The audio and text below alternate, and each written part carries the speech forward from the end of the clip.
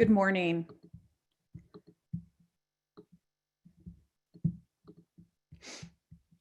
I'd like to welcome you all this morning to our conversation. My name is Muffy Grant, and I am the Executive Director of the North Carolina Early Childhood Foundation, or NCECF, which is the state's only organization focused exclusively on children from birth through age 8.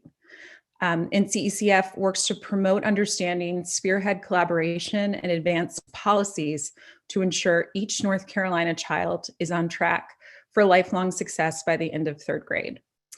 Through generous funding from the Blue Cross North Carolina Foundation, we were able to conduct a survey of families in October of 2020. We were fortunate that it was a representative sample of 802 families, and this data was used to release a subsequent report that we are here to discuss today. The data showed that before the COVID-19 pandemic, North Carolina families, businesses, and the economy were already losing $2.4 billion annually due to insufficient, affordable, high-quality childcare. The pandemic is making this crisis worse. Data show that annual losses due to inadequate childcare are now approaching $2.9 billion a year and are likely still climbing. NCECF's parent survey data will be considered along with other research and policy analysis as part of a statewide conversation among early childhood experts, childcare providers, policymakers, business and community leaders, and parents. These teams will then suggest a data-driven path forward to solve what is becoming an even more a childcare crisis that's even more in peril. So before we get started, there's a few housekeeping items. We have disabled the chat, so please use the Q&A feature for your questions. We are going to hold them for the designated Q&A time towards the end. There's a lot to get through, and it's really rich information. So we hope we can get all of your questions. We will also be sending this recording out to all who registered within the next day or so.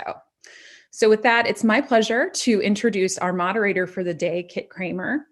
Kit Kramer is president and CEO of the Asheville Area Chamber of Commerce. Kit has been an active champion on the issue of childcare.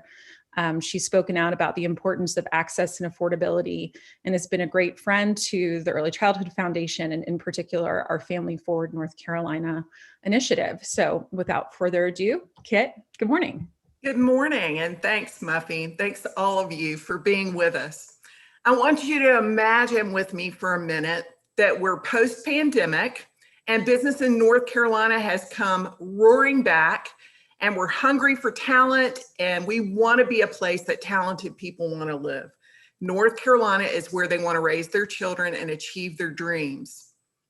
In this future, we have become a state known not just for stellar higher education, but abundant, high quality early child care for young children. And just imagine what that ripple effect would be. Today, we have an outstanding panel of experts who will help us understand the implications of having or not having a well-developed system of early care for our children, including the financial implications for families, for employers, and for the government. So let me introduce them now, and if they'll all turn on their cameras, that would be great. Dr. Clive Belfield is a professor of economics at Queens College City University of New York and co-director of the Center for Benefit Cost Studies at Teachers College at Columbia University. Dr. Sharika Hill is the research and policy liaison at Frank Porter Graham Child Development Institute at UNC Chapel Hill. And Dr. Sandra Soliday Hong is a research scientist at Frank Porter Graham Child Development Institute at UNC Chapel Hill. So let's start with Dr. Belfield. Dr. Belfield, can you start us off with an overview of the economic landscape as it relates to early care and education? Thank you, Kate. So I'm happy to talk about the report. as Muffy mentioned in the introduction, we did this in the middle, hopefully in the middle of the pandemic, October 2020. And the idea is a very simple one in economics, which is that families don't just make decisions about work, they make decisions about work and childcare at the same time. And each one of them has to be aligned in order for families to be productive in the workplace and economically secure in their jobs. So the adequate childcare is a foundation of that ability to participate in the labor market. If we want families to be productive and economically secure, we need them to have adequate and affordable childcare. And as we know, not just in North Carolina, but certainly in North Carolina, many families do not have that adequate and affordable childcare. So the survey we conducted is a statewide survey of working parents with young children. So that's children not of school age. In October, we calculated the shortfall in childcare, the economic consequences of this shortfall, and how these problems have escalated, magnified during the pandemic. The survey was large, 802 working parents is a lot for a state. And as Muffy mentioned, our sample maps pretty closely to the personal and labor market characteristics of North Carolina families. So we're in pretty good shape to represent the circumstances that families face across the state. We asked questions about the time before the pandemic and during. So I'll just briefly review the findings, then talk about the COVID in a little bit later on. Pre-pandemic, about half of families get center-based formal childcare for their children aged under school age. However, by formal center-based care, that doesn't mean 9 to 5 all working weeks of the year. It's often abbreviated during the week, shorter time in the summer. So a lot of families are struggling to get affordable and accessible childcare. When we ask people questions about this childcare, we get pretty sobering answers. A lot of surveys just ask about wages, but we want to know about how much effort you can put in the workplace, how productive you can be, what sort of career options you're going to get, and if you have to make a lot of adjustments to your work in order to accommodate your childcare issues. And we find many parents reporting quitting jobs, moving to part-time work, reducing their hours, and many is a flexible number. About a quarter to a third of working parents report these types of big disruptions. So not like leaving work half an hour early, but like moving to part-time, reducing work hours, quitting. And they attribute these to inadequate childcare. Many parents also report, importantly, diminished career prospects. And that's something that we're worried about for when we get out of this pandemic, which I'm really hoping to agree with you, Kit, is going to be soon. These families report less training, fewer promotions. Now, as an economist, we can put all this in money terms, and I include in the report a formal estimate of these burdens, and they're pretty substantial. For working families, we estimate burdens of almost $4,000 a year in terms of lost earnings, reduced productivity in work, and more time looking for a good job. But businesses suffer too. They lose because working parents can't commit the time and productivity and effort that they need, and businesses have to manage those issues as well. And then, of course, if families aren't working, North Carolina isn't getting income tax revenues, and we can calculate that based on the tax code in the state. And if we add this up, as Muffy mentioned, we get numbers in the 2 to 2.5 billion range across the 400,000 working parents in North Carolina. That's just an annual burden. Over the long term, with weaker investment in skills and lost experience for these working families, the burden is going to be much greater. These are the results that I'm talking about before the pandemic. There were other surveys done in other states and nationally, and the results for North Carolina pretty much correspond to those. They're almost certainly conservative, even in themselves, even before we start talking about COVID. And that's something that obviously is a huge part of our lives now. But those are the overall results that I'm presenting for North Carolina and are included in detail in the report. Thank you. Thanks, Dr. Belfield. That is, as a My kids are grown, but as a former working mom, that's the greatest stress I ever had, bar none, was when my childcare fell apart. Let's go to Dr. Hill. Dr. Hill, can you tell us about the findings as they relate to households of color and rural access? Yes, thank you. So pre-pandemic, we seen a report that many families with young children in North Carolina had a hard time finding any child care at all.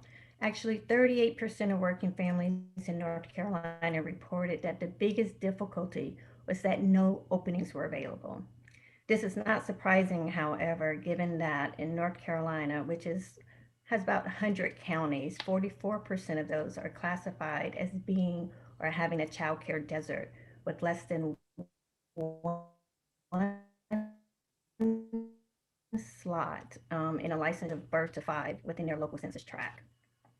As a result of the pandemic, there's complementary data from the Center of American Progress, which predicts that this ratio will actually worsen due to the pandemic, such that only one child care spot will be available for every four children in a state. This reduction in child care center care is not consistent by race, ethnicity, or for rural areas. What we've learned through the report is that 30% of the non-white respondents, that's about 230 something families, suggest that their household have less childcare options and lower quality of care compared to the state's average for working parents. In addition to this, they also have fewer employer supports for their childcare, including paid leave. These findings are consistent with other state level data that's been reported predominantly for Hispanic communities, which do not utilize child care centers in our state as compared to other races and ethnicities. However, their preferences for this type of care remains the same. So suggests that their non-traditional child care hours that are needed aren't being met adequately in the current system. The economic report goes on to show that the pandemic has disproportionately impacted this childcare availability by exacerbating existing issues and shortages in terms of the number of childcare slots, the lack of alternative providers such as informal care, and with the closing of childcare centers. Already, these families were challenged pre-pandemic by having less income overall to even cover childcare tuition. Specifically, these families are experiencing, due to the pandemic, an increased layoff relative to statewide averages, shorter work shifts, less flexibility to adjust work arrangements, which further upset this balance between work and childcare. On average, 55% report that at least one family member has experienced a labor market dislocation. So by cutting back both on work hours and even decisions to move to part-time, these have been especially sensitive to the influence caused by this childcare crisis in North Carolina. And it also has impacted future prospects of employment because these individuals are turning down career opportunities for promotion, training, and job offers to tend to the young children at home. Consequently, many households of minority race ethnicity are facing income losses more than actual job losses overall, given that many of them are continuing to work because they have essential occupations that require on-site location in food service, construction, retail, or cleaning, sanitation services. So that's the picture that's painted for our minority populations according to race ethnicity. When you turn the coin to the other side and you look at rurality or the intersectionality of this, the picture is even more grim. The economic report suggests that compared to rural to suburban areas, which are your metropolitan cities and any area that has populations more than 50,000 individuals in a census tract, these rural families have similar preferences for formal early child care, yet less access to quote unquote good options, according to them, and lower utilization in rural communities at 44%. versus 62% in suburban urban areas pre-pandemic. During the pandemic, this utilization has dropped dramatically to 15%. This steep decline is the result of compounding supply and demand issues, as stated in a report where the statewide decline in supply overall has been 40%. However, rural communities have suffered a decrease of 50%. And lastly, 57% of rural families have reported that at least one household member have experienced job loss, furlough, or reduced pay hours as a result of the pandemic, thereby further reducing the need or even ability to afford childcare. Thank you. It is a complicated issue, especially complicated by the pandemic. Thanks, Dr. Hill. Dr. Soliday Hong, how should we define a high quality early care and education system in North Carolina? Well, as Sharika said, what does good mean? It means access to care that's reasonably located, that's affordable, that's desirable to families for lots of different reasons. And then there's also the quality, which generally we talk about meaning experiences for young children that include warm and responsive interactions with adults and peers in a safe, equitable, and nurturing environment. And these experiences should be grounded in the priorities and values of families, acknowledging their strengths, resilience, and the beauty of family backgrounds and contexts, as well as systemic barriers to equity. To ensure that children have access to these kinds of high quality early care and education experiences that are stable and of sufficiently high quality to improve child outcomes, like school readiness, social connections, well-being and health outcomes for young children, there's a variety of things that early care and education programs seek to support. A strong systemic infrastructure needs to be in place. And my colleagues have noted where gaps exist to remedy these shortcomings at the systems level.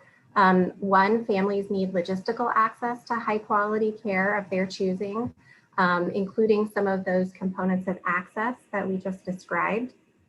Two, to ensure the continuity of teacher-child relationships so children have predictable relationships with their caregivers. We need to support the health and well-being of teachers and the workforce, including compensation and workforce environments that are supportive and that wages are competitive. And three, as structural supports are put in place, checks need to be instituted to ensure equity for teachers and families from minoritized racial and ethnic communities to ensure that the structures that are put in place actually achieve the intended outcomes of offering access to high quality early care and education that supports children's development. Thank you, Dr. Soliday Hong. Dr. Belfield, can you briefly talk about the economic impact COVID has had on families as it relates to early care and education, and how that relates to our state's workforce and economy? Sure. So the survey includes pre-pandemic questions and mid-pandemic, October 2020 questions.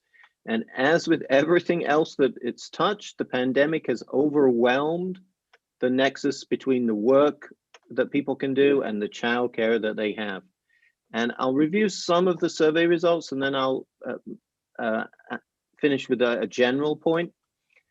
As Dr. Hill mentioned,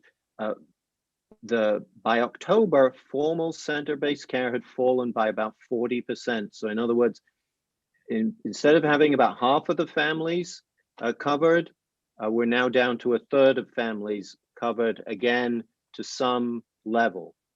Most of that was caused by families just completely giving up on the childcare system, exiting completely, not cutting from 30 hours to 20 hours a week, but just going from 30 to 0 hours. So there's been a big group of families who've just completely exited the formal childcare sector.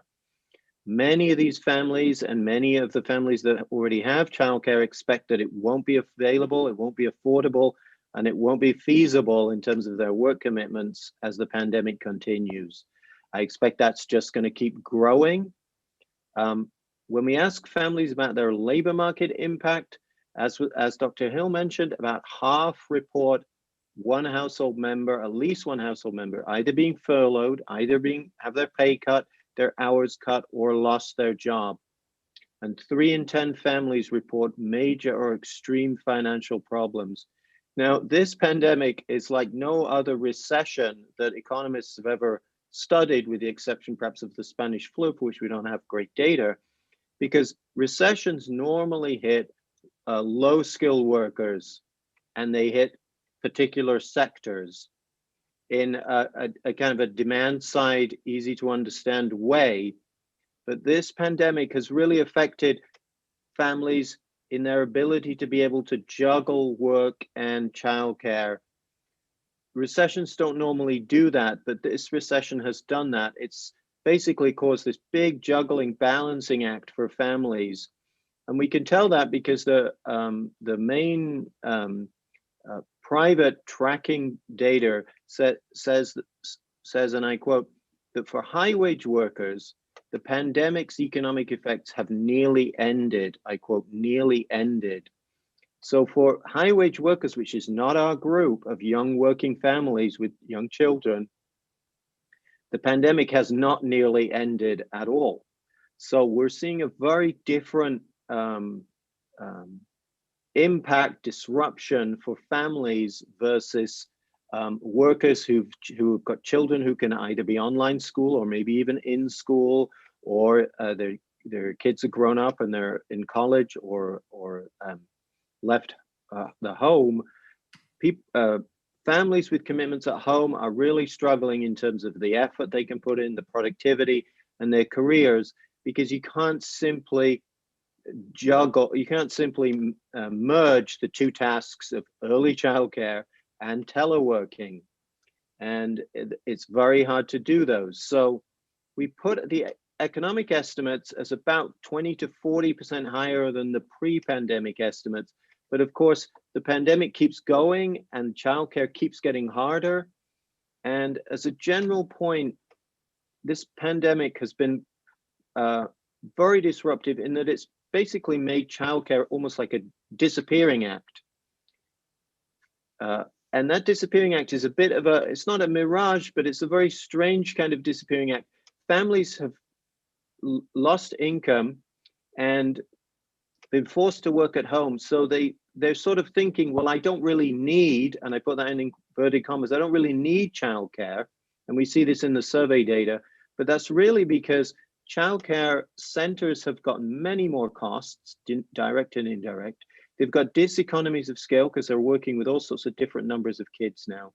They've got new protocols and practices. So if in the sense that childcare was unaffordable before the pandemic, it's now doubly, triply unaffordable and inaccessible during the pandemic.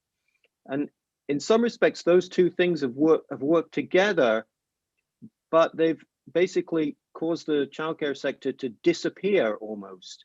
And in order to get the system back, we've got to get it back not just to where it was, but also where it needs to be for a strong economy. And in order for families to work and find jobs that they've lost or been furloughed from, or get back to working full time, they need to be able to look at the childcare system and say, yes, I can take this job, I can take these extra hours because I have a place for my young children.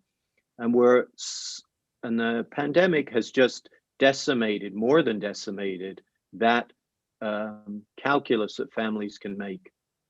Yeah. So the survey emphasizes that even in a growing economy, inadequate childcare is a drag on working families' labor market participation. But for newly unemployed and intermittently working, precarious job families, furloughed families, the concern is that this near disappearance of affordable childcare is going to make it very hard for them to get back into the labor market fully and take jobs when those jobs appear, as they appear in the sectors that are relatively COVID safe. Well, we're all struggling with the short-term issues of COVID, and particularly working parents.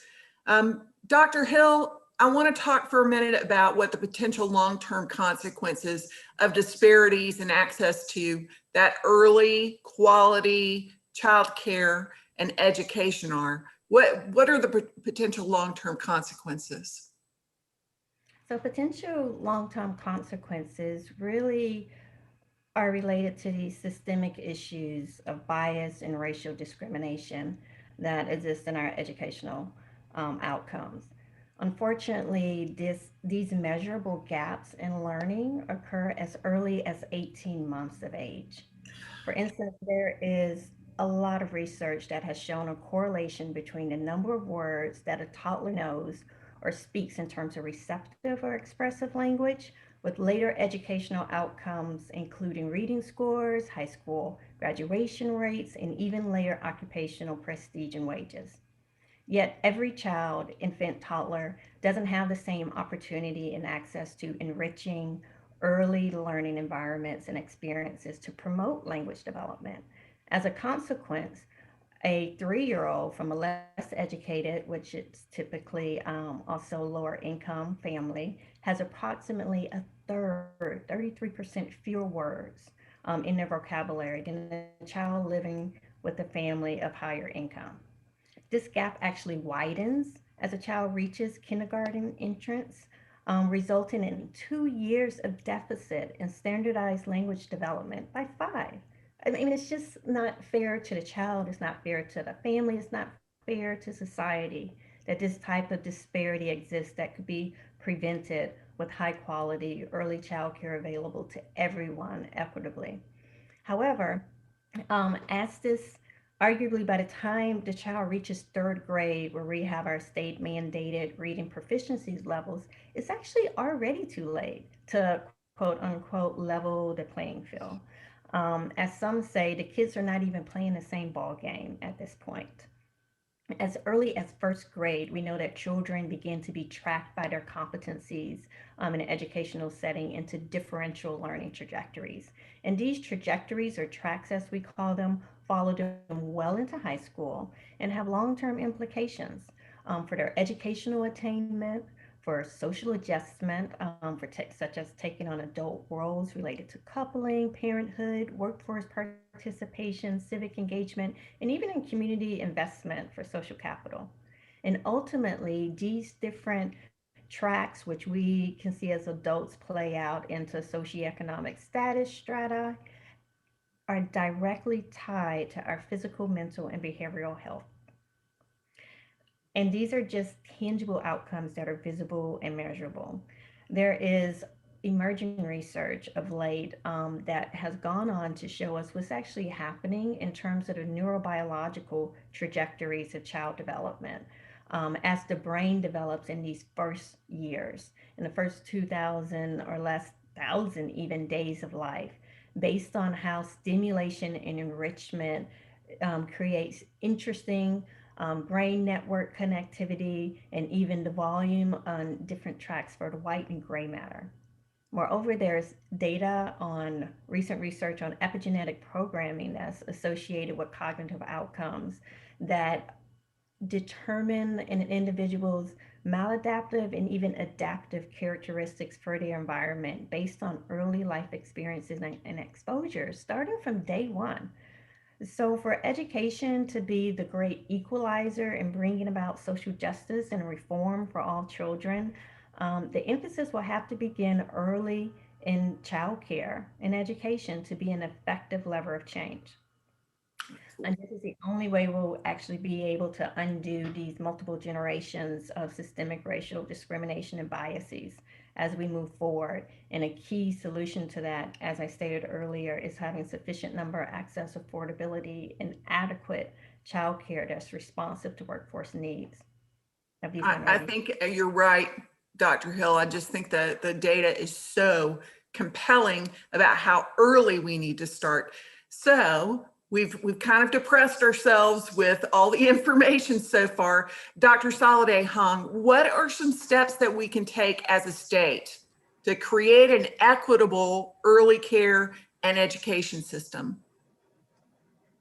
Well, the good news is, on one hand, that North Carolina has a long history of investing in early care and education in terms of defining what does high quality mean, studying the long-term trajectories of children who received early care and education of high quality from infancy, and also having a statewide culture around high quality care for young children. So those are the strengths that North Carolina brings.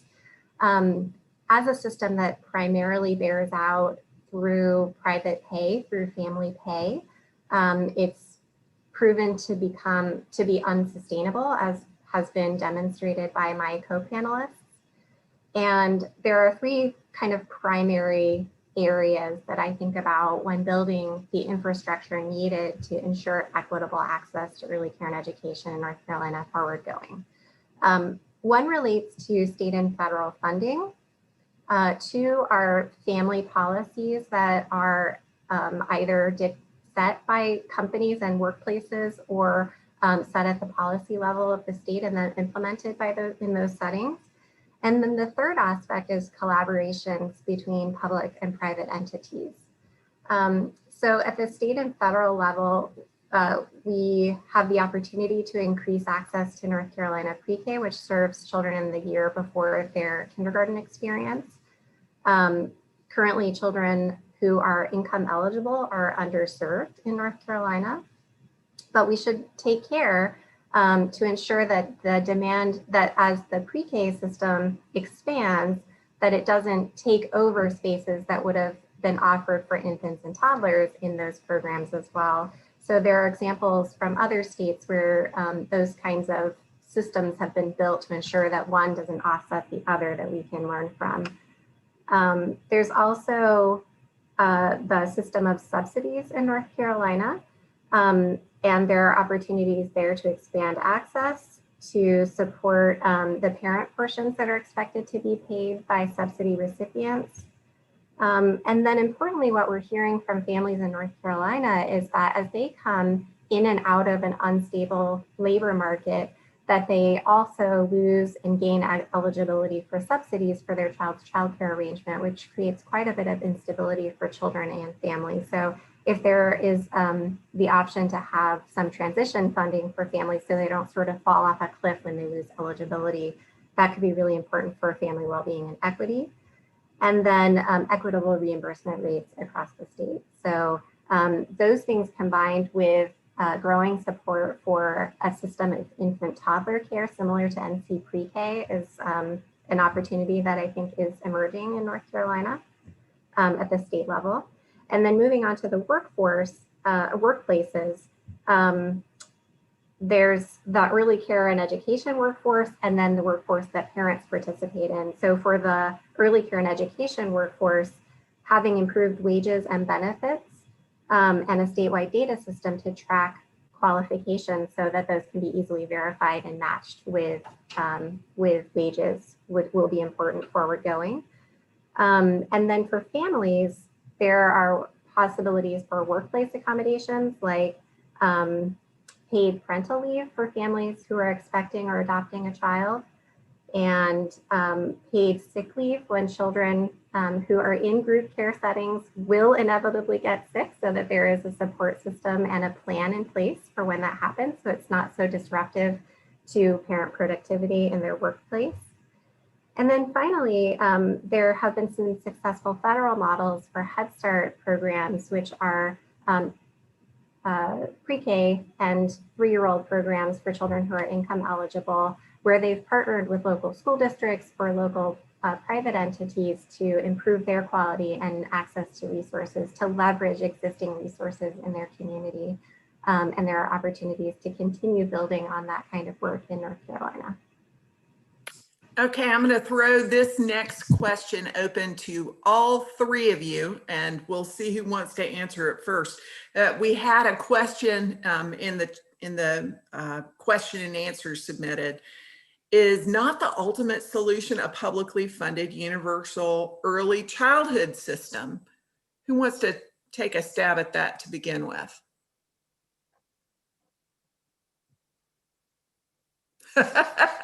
Don't be shy. What do Come you? into the room. Can you repeat it, Kit? Yes, I want to know whether or not a proposal has been made that a universal early childhood system that publicly funded would solve a lot of these problems. Would you agree, disagree? I mean, that money fixes lots of things. And how feasible is that?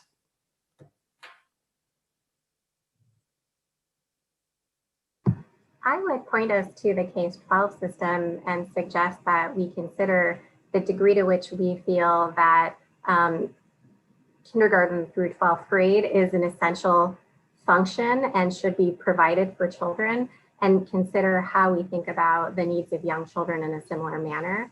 So from a do we need it, could it work perspective, I think absolutely yes. Our systems have borne that out. How we do that should be thoughtful and careful. It's not just a question of throwing money at it. It's about doing it thoughtfully in a research-based manner in order to ensure equity and that it's of high quality. Yeah, it's anytime you talk about publicly funding something of that nature, it would be a huge amount of money.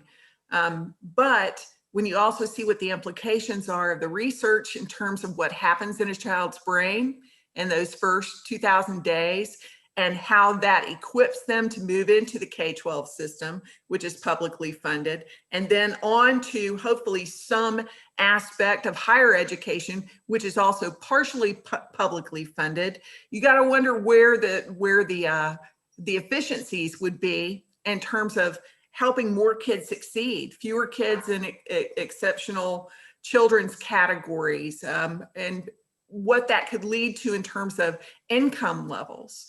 Dr. Hill, how do we better deliver messaging about this issue to policymakers? Thank you. I think that we can reiterate some of the key points, takeaways from the economic report that we have in front of us. First of all, we see that this is definitely a supply and demand issue on both ends for the policymakers to consider. We are experiencing new patterns in childcare utilization because people have lost employment and so they no longer have a need for childcare. But vice versa, the need for childcare has dramatically changed because it really didn't exist or it wasn't adequate to begin with. Ultimately, there are 5 key things, many of which were highlighted by Sandy, that we really need to drive home the point to our government officials and other individuals who can make change in this space.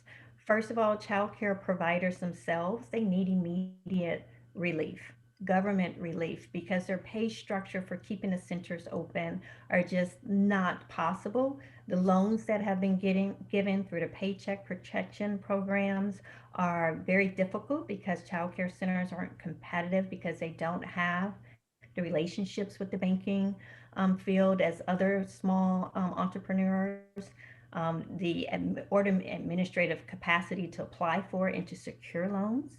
And then basically their margins for profit are so slim because it's really based on the student to teacher ratios. And as a result of COVID, those have been constrained for safety reasons. A second key thing for policymakers to be aware of, or talking points that they can remember, is that we need a mixed payer system. Childcare is too expensive for the average family. Whether you're low income or high income, infant to toddler care can cost as much as $4,000 to $10,000 per year. That's the same cost comparably to in-state college tuition. And shockingly, the subsidies that currently exist from state and federal matching only reaches 1 in 6 of every children. So that is just not acceptable. We can definitely do better. And I know that policymakers in North Carolina have been working hard on this front, and I just want to encourage them to continue to fight the good fight.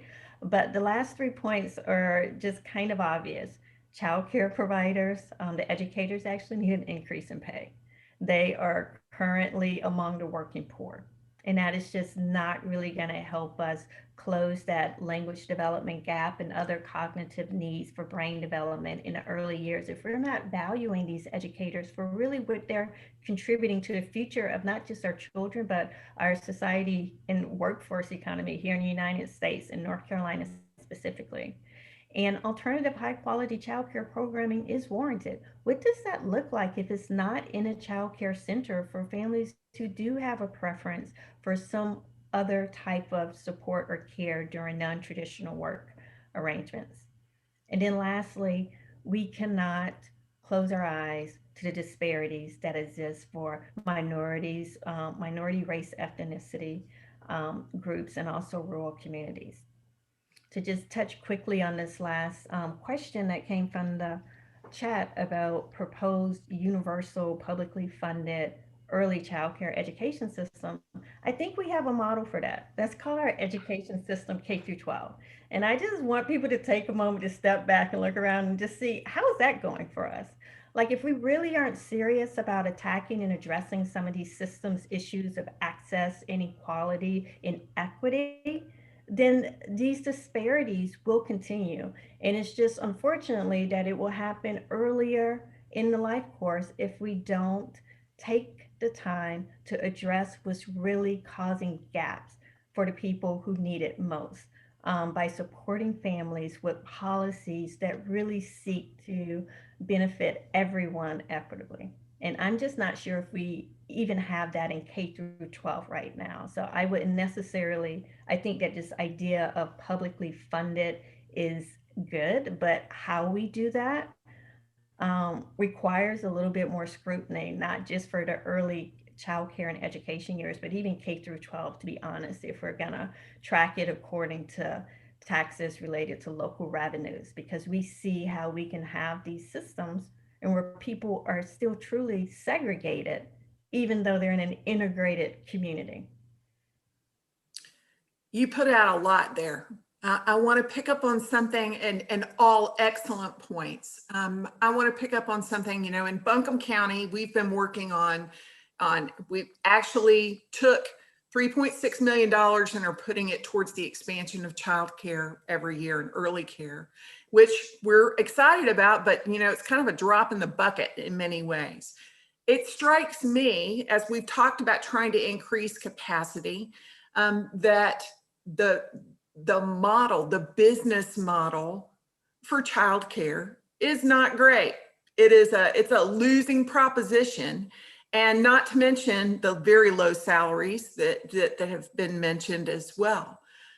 Is there anybody in the state doing research about a better business model for childcare, a way to make it more profitable, a way to make it more, I mean, at least on the business side, a way to make it more efficient and more profitable? Because I know in the case of Buncombe County, many of the organizations that run childcare centers are nonprofits or faith institutions, people who have absolutely the best possible hearts for doing the work, but I'm worried about the business model.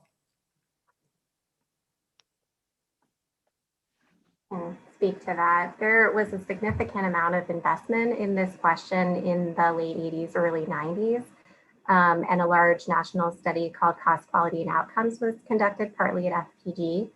And what they found is that the primary source of cost in a childcare program are wages, teacher wages and benefits. So unless there is a mechanism for reducing teacher wages, it's difficult to alter the model, the financial model for childcare.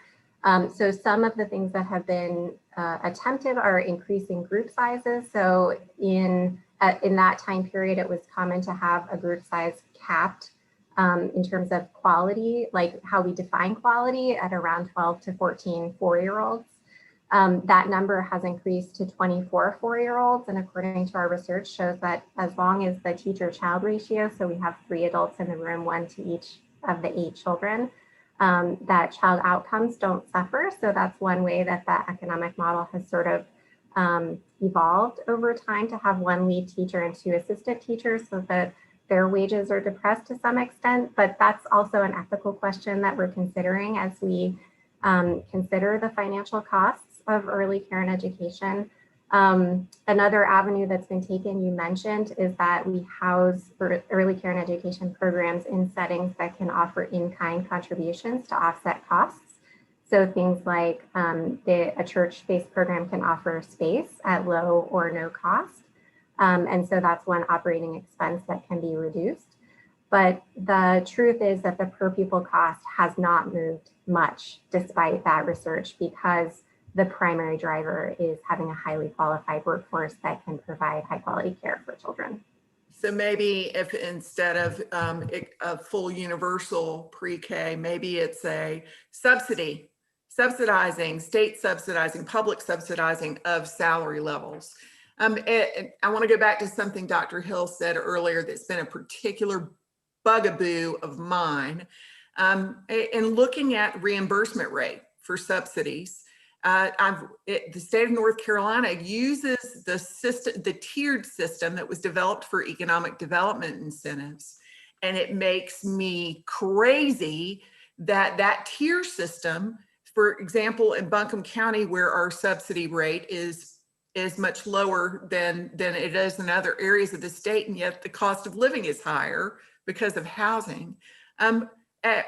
Have you noticed that correlation? I really want them to stop using that tier system. I know there's probably something else that needs to happen, but you mentioned equity on any number of fronts in dealing with subsidy rates. Yeah, it's interesting how this tiered subsidy reimbursement can work, especially when it comes to matching. And it's surprising sometimes that some counties will not even attempt to receive the funds for subsidies for their area, because there are other complications with the provision of the child care, which is workforce development. So if qualified individuals don't exist, or the child care centers aren't there that are high quality, then matching those funds with tax revenues locally just doesn't make sense. It's not a good way to spend money if you don't have it. Like, just spending money to get nothing isn't a good equation, no matter how you try to crack the numbers. And so it makes, when you think about it in that regard, you can understand why sometimes all the monies aren't pulled to certain counties or regions within a state. But at the same time, it begs the question of, well, what can we do to encourage workforce development in areas that are more rural, where people may not want to move to or work, or in this case, work for really low wages with limited career development, professional development opportunities for a lifetime career. So I think there are other factors that are contributing to this conversation around subsidies that is a little bit more difficult, but we definitely have to think creatively. Something that Sandy mentioned earlier was this idea of partnerships for private public entities and how they can work together. She gave an example of churches providing space, but that really doesn't entirely reduce the cost. But then there's other things that we can consider from workers or employers, that is. Where there are models, I think one just started recently in Smithfield related to healthcare, where instead of just providing health insurance to employees, like they've actually opened up the clinics on site. So that's a form of investment and dedication during this pandemic for meat packers out in that southeastern region of the state. What if we did that for childcare? What if employers took and made their packages for fringe benefits more competitive by offering high quality childcare as a resource or a benefit to employees? That's another economic model or something that's worth considering. I've heard of businesses agreeing to subsidize slots, for example, and therefore getting up further on the ladder in terms of getting their employers involved. It mention's been made in the Q&A also that when sometimes when a faith institution, for example, will give that space, they don't account for it in the overhead cost. when they submit their information for subsidies, and therefore it lowers the subsidy level, which creates it creates an ongoing problem. One of these questions I want to make sure to ask, and Clive, I'm going to send this back to you. This person says, I'm struggling to understand whether this report adds new information or mostly reemphasizes the inadequacies of the system that we already knew existed and have been working on for decades, only with marginal success. Yeah, that's a great question. We have been working on this for decades, a lot of us, and we have had perhaps more than marginal success, but certainly we have not completely been successful.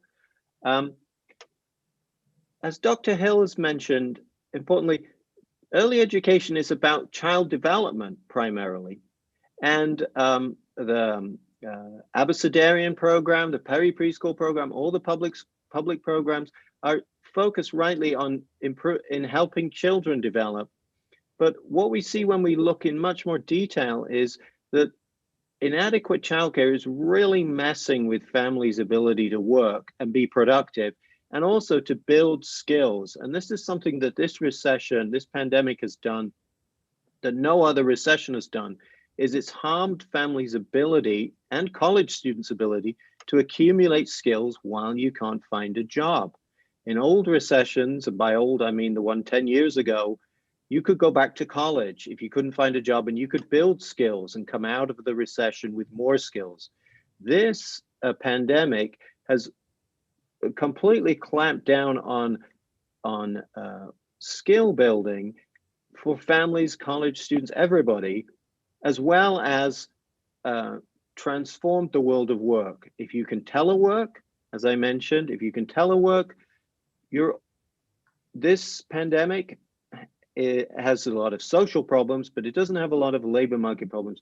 But if you're a nurse, or you're a childcare worker, or you work in hospitality, you can't telework there, and you've got to have something for your children to do. So the focus is here. Let's look at this as a workforce problem in a world where the world of work has been completely turned upside down, snow globed itself into a mess, and businesses are going to have to adjust. Hotels are not going to be the same. Restaurants are going to be different. Workers are going to have to adjust as well. And we can't have something that already made sense not available, which is adequate childcare. We can't be throwing extra obstacles into this problem. We already have something that's a good idea in itself. We shouldn't be thinking, oh, should we introduce this good idea back? We already know it makes sense for the children. Now it makes sense, even if we don't really understand how it makes sense, because families have and businesses have all their different adjustments to make. We don't want to add this in as another way in which families can't go back to work, businesses can't adjust. We don't want to just add it in. So I take the questioner's point that we're reiterating something that we've already known, but in this world, it helps to think of this as a workforce problem magnified up.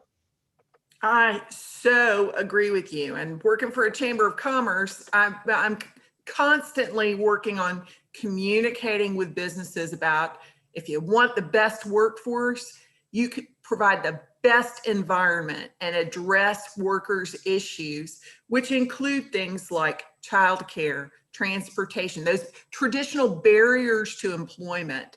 And childcare is one of them. A lack of quality childcare. It's a huge issue.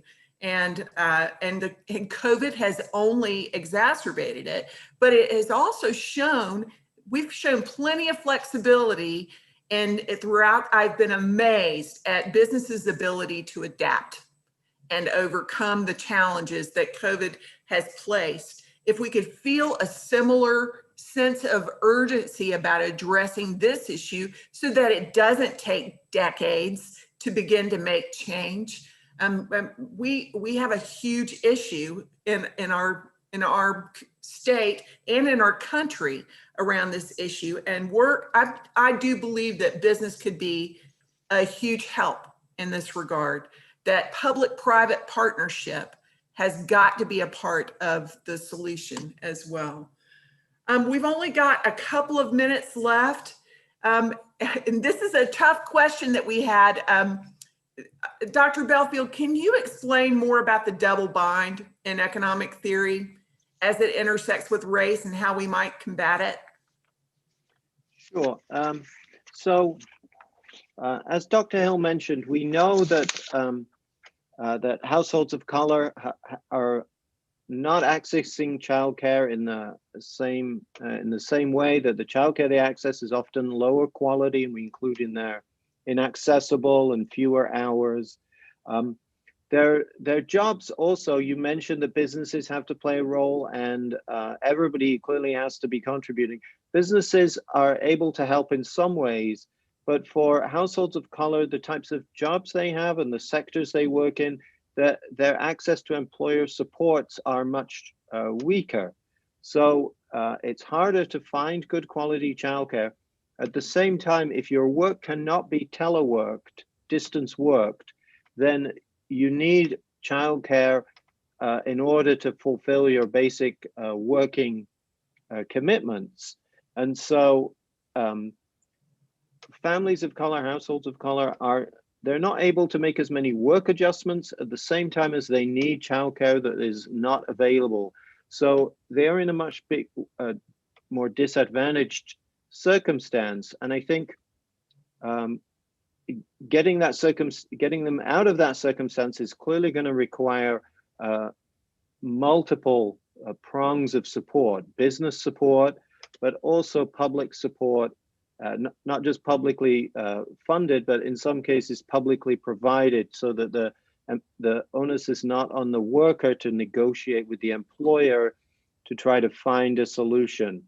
And it just makes it harder for that group to get back into the labor market. As we've said about this pandemic, one of the truly unfortunate things about it is you can't really wait it out in the way that you could wait out a recession by going back to work. You really have to work, but your job is just not very amenable to staying home with the kids. And this has been a feature that we should really be emphasizing for families. And insofar as that affects families, households of color the most, then that gives it extra importance in trying to promote early education. Well, panelists, this is an onion of an issue. There is layer upon layer upon layer, and we are almost out of time. I want to thank you for your help, and I want to pass the mic back to Muffy Grant, and thanks to the North Carolina Early Childhood Foundation for having this event today. Muffy? Thank you so much. Thank you to all of our brilliant panelists. This is such a deep issue, and I want you all to know that this is just the beginning. We are really hoping to dig deeper into this data, specifically as it relates to racial and geographic disparities. So stay tuned. There is more to come. There were many questions that we were unfortunately unable to answer. There was one in particular, though, about the workforce. And how, since so many of the workforce actually they're low income, they're working poor, we know that has an effect on your adverse childhood experiences score. And oftentimes people that have a high ACEs score end up in low wage positions. And how, if you are trying to manage your trauma, can you provide a nurturing environment for young children? And that's a really important question. And that is something that we need to better equip or better respect early educators for the work that they do. 85% of that child's brain volume is with them going into kindergarten. We need to invest in those first years where we have the best shot to get the best outcomes for lifelong success. So I want to thank you all. Again, more to come. We have a quick poll that I'm going to launch here, or actually Sumera, who is invisible behind the scenes and helping me. If you wouldn't mind going ahead, please, to just let us know how you felt about this, that would be great. And we will be sending you all the report, or we'll be sending you a recording of this within the next couple of days. So it's great. Seems like that's all coming in now. So we appreciate that. Take good care. Enjoy the rest of your day. If it's a snow day for you all, enjoy that. We just got a little bit of a dusting here in Raleigh. Take good care all. Thank you. Bye-bye.